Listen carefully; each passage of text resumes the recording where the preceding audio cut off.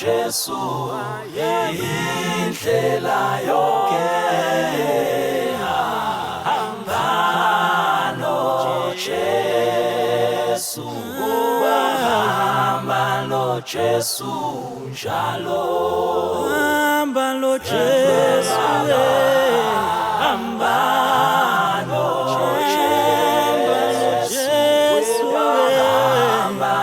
Jesu indlela yonke hamba no Jesu hamba no Jesu njalo. Athi umama namuhla myeni wami ngihambisa izimbali eziyi12 ethuneni lakho. Imbali ngayinye ibichaza unyaka ngamunye eminyakeni esichithile sindawonye. Myeni wami ungaphatheki kabi umbona ukubuka kwami sekuphenduka isiphetho sempopho mephehla amanzi kaSawoti agcwele usizi. Baba kulashwa kanjani ukulimala komqondo? Lezi ngezinye zezinyembezi ezikhomba ubuhlungu bokulahleka kothando oseliphenduka umlando. Nkosi ukuhambisa kanjani futhi ukuma komqondo? Ngolunye usuku izimbali phezulu kwethuna lakho ziyobuna kodwa umlando othando lethu kimi yophila iphakade nenguna. Ngitshele myeni wami ukuthi ukulimala kwenhliziyo yami nakho lapho ukhona uyakubona yini. Athi umufe ekufeni kwakhe.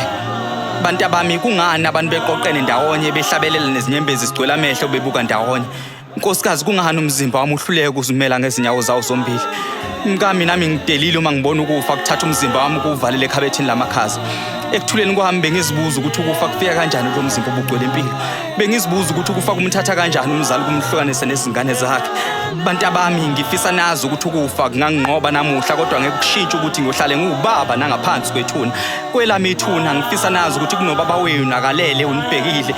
Ngakho-ke ningasabi ukungikhumbule emicabangweni yenu. Uma ningimemeza ngiyosabela noma sengithule phansi komhlabathi. Ngokuba lokho kuyoletha ukuphila kimi phakathi kwenu ngiqhubeke nginigade nasekufeni kwami. Athi ophelezele Nkosi kulesi lesingaka emva kwakhe kanti umufi ufeleni. Wasukuma umfelokazi esondele ebhokisini elula isandla sakhe sokudla wathula isikhashanyana amaqede washwashwatha samuntu othandaza ngenhliziyo. Wathi baba wathembisa ukuthi awusoze wangishiya kodwa ngiyazibuza ukuthi ungene kanjani kuleli tekisi elibheke emathuneni. Ibizwa ngani lento oyenzile? Wathi ngifuna wazi myeni wami ukuthi uma ngisaphila kulomhlaba ngizoqhubeka ngiphile sengiphilela mina nawe. Ngizoqhubeka ngiuhambe lo mhlaba ngibuka ubuhle bawo sengibukela mina nawe. Ngizoqula nezinyoni ngihleke nezimbali ngincokole nezilwanyana ngixoxe nezithombe zakho ngithanda nemicabango yami ngawe ngidanse nezihlahla konke lokho ngiyobe ngikwenza ngikwenzela mina nawe. Ukugashuka kwegoda lempilo kumhla kuhlukana umzimba nomphefumulo izifungo zefindo lomshado sithola ukuphila mhla ukufa kuhlukaniswa kwaboshwa ngothando. Ukufa kufana nokudabuka komphetho kaShekhasi.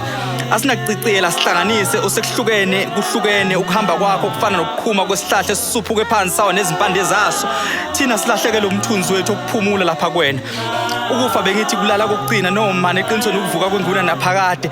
Makwenzeka ungisondeze eduze kwakho ngihlale nawe uyazi ngiyabuzonda ubudlelwano obuqhelelene. Ubuhlungu bokuqala lobo kumele ngizame ukudlula kubona ngaphandle kwakho.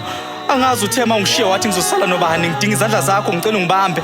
Ngicela ungibambe kokugcina bengikuthanda kodwa nempilo kumele iqhubeke nangaphandle kwakho. Kulungile baba usungalala. Ukuvaliswa kubuhlungu lokho singakuphimisanga emlomo wethu. Futhi singachazelwanga ngakho sibone ngumuntu engasekho eduze kwethu. Ukuzila isikwelete sisikhokhayo ngokuthanda kwethu. Ngothande besinalo ngabantu bethu. Umzimba wami ufanele ukukuzilela ngilile ngize ngidele makufanele. Ngiyokuthanda njalo inhliziyo yami isakuthanda. Angifuni ukulala ebusuku ngakucabanganga. Angifuni umuntu ozovala isikhala sakhe enhlizweni yami ngoba ngisithanda sivulekile nje kanjena. Ukwazi insele enkandla emahlathi amnyama.